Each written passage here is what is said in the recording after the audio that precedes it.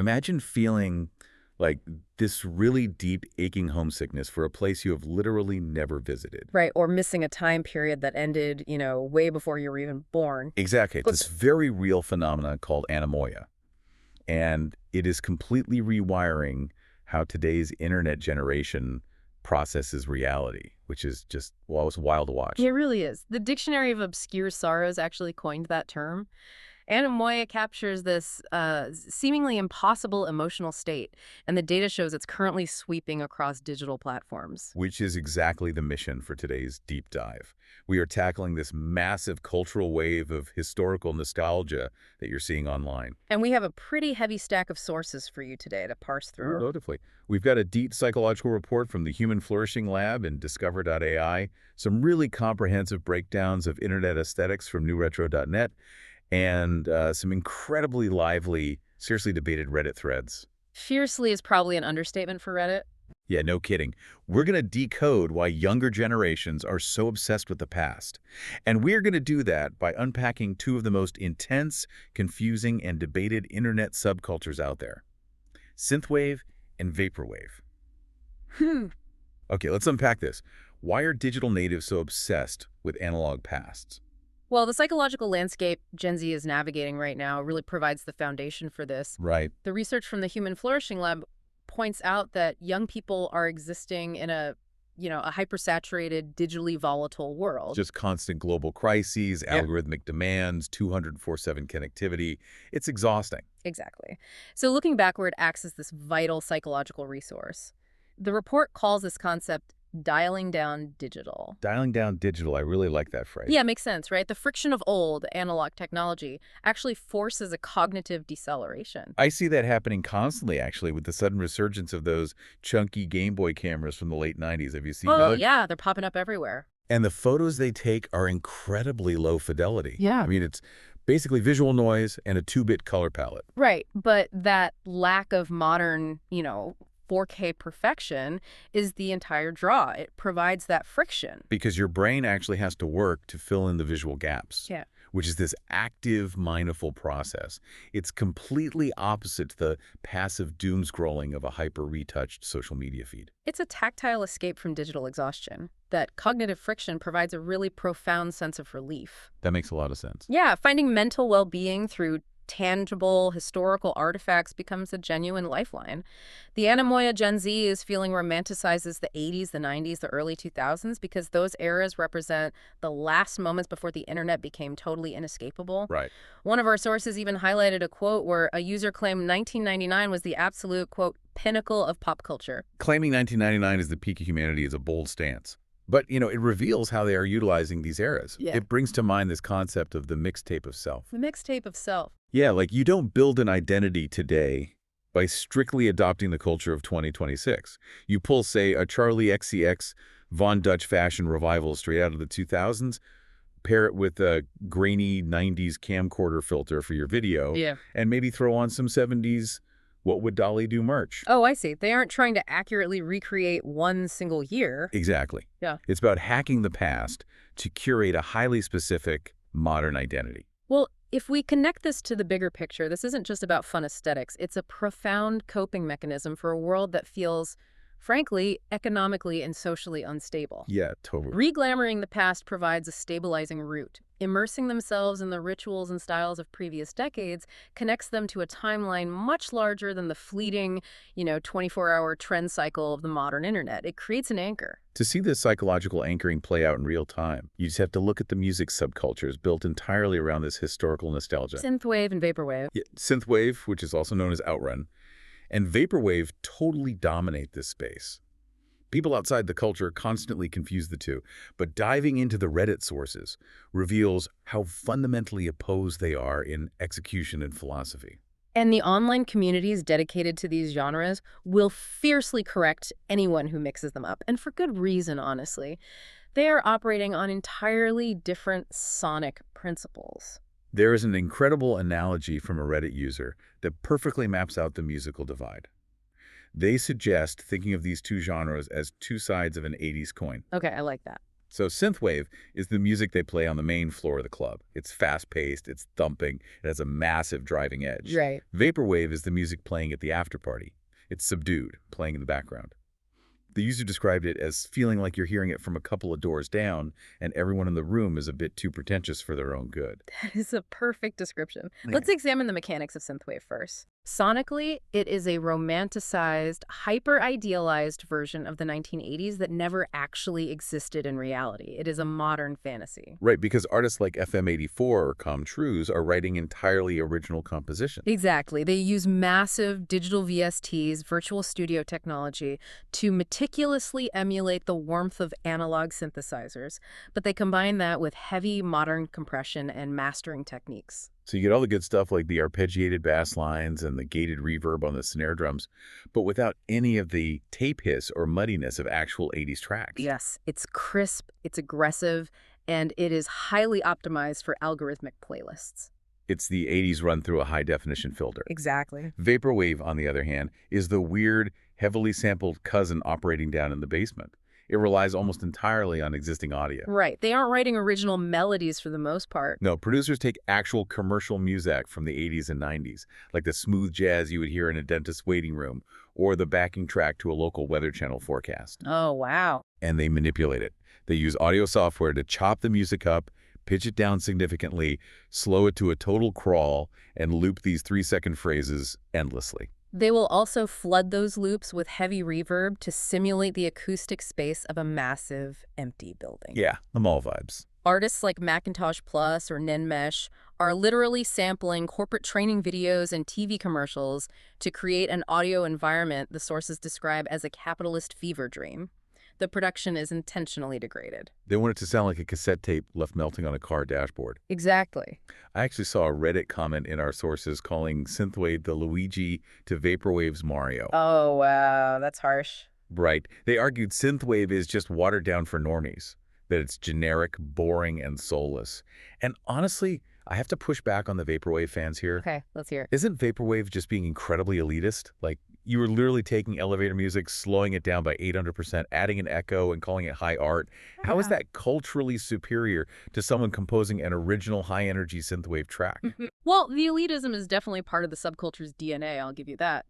But the defense of vaporwave lies in its function as modern data art. Got it.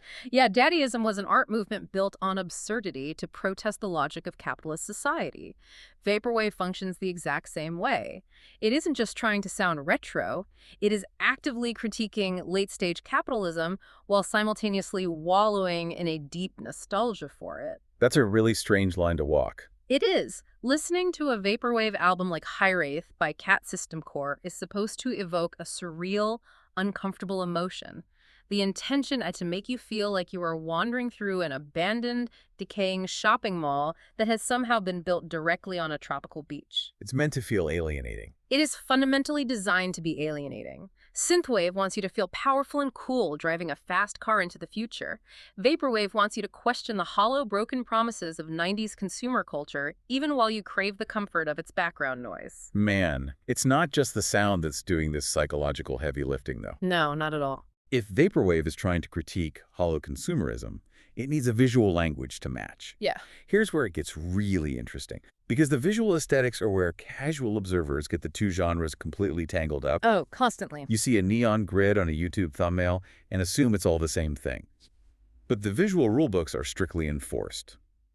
Let's break down Synthwave, or Outrun, based on the new retro.net guide. It relies on a high-contrast palette of dark, clear colors. Bright neon pink and electric purple cutting across a pitch-black background. Yes, and the iconography features endless wireframe mountains, glowing grids stretching to a vanishing point, and chrome, metallic typography lifted directly from 1980s action movie posters. And the focal point is almost always a retro-futuristic sports car, right? Like a Ferrari Testarossa or a Lamborghini Countach, or an incredibly moody, neon-lit silhouette of a lone hero like Ryan Gosling. Exactly. The visual language of Synthwave communicates aggressive forward momentum and technological optimism. Vaporwave completely abandons that palette. Totally different vibe. Instead of stark neon and black, it utilizes washed-out pastels. Faded pinks, mint greens, baby blues. Instead of a high-tech sports car zooming into the future, Vaporwave focuses on the primitive, clunky graphics of the early 90s PC era. You will see old Windows 95 desktop era windows just plastered across the screen. And the typography choices are incredibly deliberate. Synthwave uses custom chrome lettering. Vaporwave intentionally uses Times New Roman, the default, corporate, universally uninspired font of the early word processor era. And then they just randomly paste classical Greek statues into the foreground. Yes. Like you'll be looking at a Windows 95 desktop background of a tropical sunset, and suddenly the statue of David or the Venus de Milo is just hovering there, usually covered in digital glitch artifacts. On the surface, it makes zero sense. But there is a very specific logic behind the statues. In the early 90s, the pioneers of the internet genuinely believed they were building a digital utopia. The information superhighway. Exactly. The promise was that the World Wide Web would become the ultimate democratization of human history, a new Library of Alexandria where all classical knowledge and high art would be freely available to everyone. Ah, so Vaporwave uses those classical Greek statues to represent that lofty utopian promise. Yes. But by placing them next to corporate logos and glitching Windows 95 error screens, they are visually demonstrating how that promise was broken. The grand democratization of knowledge just became a shopping mall of targeted ads and broken links. Wow, that reframes the entire aesthetic. And it perfectly explains my absolute favorite detail from the source material regarding Vaporwave visuals, which is the deliberate destruction of Japanese text. Oh, the translation loops. Yes, Vaporwave creators heavily incorporate Japanese characters to make their album covers look more exotic or aesthetic, mirroring how 80s Western corporate culture was obsessed over Japanese tech dominance. Right, but the creators don't actually speak Japanese. Exactly. They will take a heavy, melancholic English phrase, run it through an automated translator into Japanese, translate it back to English, and repeat the loop until the grammatical structure completely collapses. The source highlighted a depressive quote getting mangled through the machine until it spat out, "I am dog, if you word, can cheese be facts." It's hilarious. They take that nonsensical garbage and proudly stamp it in pink lettering over their washed-out pastel mall art. What's fascinating here is how that practice is the ultimate distillation of Vaporwave's philosophy. It highlights the alienation of global consumerism. It shows how genuine human meaning is literally lost in translation within our digital infrastructure. That is so true. Like taking human emotion, feeding it into a machine algorithm until it is stripped of all meaning, and then presenting that void as an aesthetic choice, they're making a sharp critique of how hyper-connected our modern world is while remaining fundamentally disconnected. It is a visual representation of communication breaking down. So we have this deeply philosophical, anti-capitalist, slowed-down Kmart background music paired with broken translation art. And on the other side, we have this thumping, neon-drenched, highly optimized sports car music. Right, the two sides of the coin. The natural assumption is that the only people actively seeking out 90s corporate aesthetics or 80s neon nostalgia would be the people who are actually alive to experience it firsthand. You would assume the audience is entirely Gen X and elder millennials trying to recapture their youth. But the Reddit demographics reveal a massive plot twist. They really do. The demographic spread actively defies all traditional marketing expectations. When you examine the users debating the nuances of these genres, the age divide completely collapses. It's wild. I was reading through a thread where users were voluntarily sharing their ages alongside their album recommendations. The comment section is a bizarre flat circle. You have 13-year-olds and 19-year-olds dissecting the exact same obscure sampled Weather Channel loops as 43 and 52-year-olds. Right. How does a 13-year-old form a deep emotional connection to the sound of an AOL dial-up tone they've never actually heard in real life? Well, the connection happens because different generations are extracting completely different psychological utilities from the exact same media. Okay, tell me more about that. For the older demographic, the Gen X and elder millennials, the mechanism is straightforward nostalgia. A 43-year-old user in the thread detailed how hearing a specific compressed audio sample transported them immediately back to 1995. Sitting in a dark room, messing around with early internet message boards. Exactly. It triggers visceral, lived memories of their youth. They actually walked the physical floors of the malls that Vaporwave is trying to simulate. Yes, but for a younger crowd, the 19-year-olds, the psychological mechanism is far more complex. A 21-year-old user articulated this beautifully. I think I know the comment you're talking about. They pointed out that they grew up in the cultural backwash of the 2008 financial recession. They watched institutions fail, and they inherited a world characterized by economic anxiety and digital burnout. They never got to experience the blatant optimistic consumerism of the 1990s boom firsthand. They only saw the aftermath. Right. Another user described that exact feeling as the moment the simulacrum hits. For Gen Z, Vaporwave provides a melancholy sense of belonging to a past they were excluded from. Ah. They aren't nostalgic for the actual 1990s, they are nostalgic for the promise of the 1990s.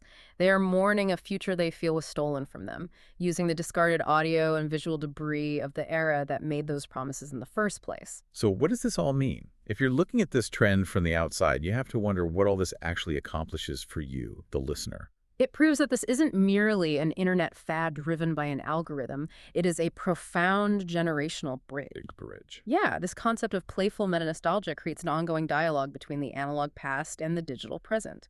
A 13-year-old discovering a pitched-down 80s commercial loop on YouTube is suddenly occupying the exact same emotional space as a 50-year-old who remembers watching that commercial on a heavy CRT television in their childhood living room. That's incredibly powerful when you frame it like that. They are sharing stories, debating aesthetics, and finding a shared sense of identity across massive generational divides.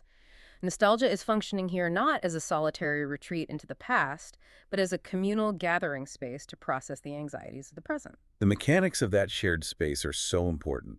Whether you find yourself drawn to the high-definition, neon-drenched optimism of a synthwave track, or you prefer the slowed-down, glitchy, anti-capitalist critique of a vaporwave mall loop, it goes far beyond just picking a cool desktop background. It really does.